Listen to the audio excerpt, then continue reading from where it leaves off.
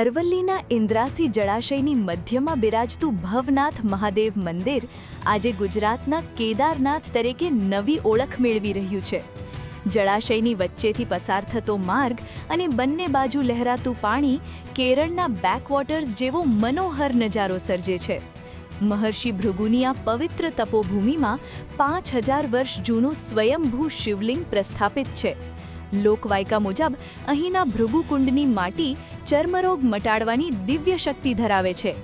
રાજ્ય સરકાર આ ધામને આધ્યાત્મિક પર્યટન કેન્દ્ર તરીકે વિકસાવી રહી છે, જ્યાં આધુનિક ગેસ્ટ હાઉસ અને સુગમ માર્ગોનું નિર્માણ કરવામાં આવ્યું છે।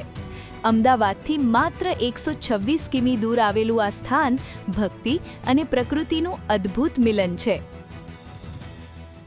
નાના ઘણા બધા મંદિરો પ્રાચીન જે છે એમના સંરક્ષણ, એમના વિકાસ અને યાત્રિકો માટે અદ્યતન સુવિધાઓ માટે પણ સરકાર એમાં કામ કરી રહી છે।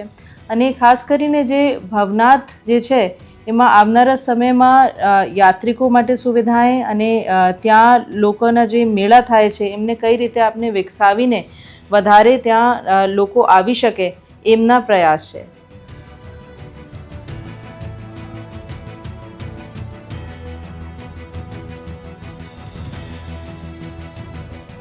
5000 વર્ષ જૂનું ભગવાન ભોળાનાથનું મંદિર છે અને હરિહરનો સમન્વય એવા ભગવાન ભુવનેશ્વર મહાદેવ અહીંયા સ્વયં પ્રગટમાન છે। અહીંયા 5000 વર્ષ ભૃગુ અને ચવન નામના બે ઋષિઓએ બહુ મોટું તપ કર્યું છે। અહીંયા ભગવાન ભુવનેશ્વર અને ચવન ઋષિની પણ અહીંયા તપસ્થલી છે।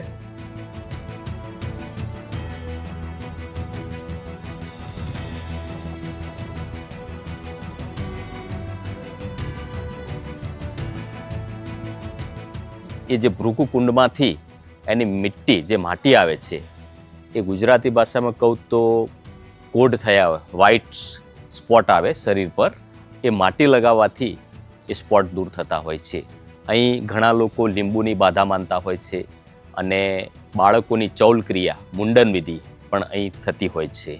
અમને અહીંયા બહુ જ શ્રદ્ધા છે। અમે વર્ષમાં એકવાર આવીએ છીએ અને અહીંયા મેળો પણ ભરાય છે અને આ સ્વયંભૂ શિવલિંગ છે, એટલે તમને આના દર્શન કેદારનાથથી પણ જેટલા જ તમને અહીંયા દર્શન થાય છે, એટલે અહીંયાનું મહત્વ બહુ જ છે।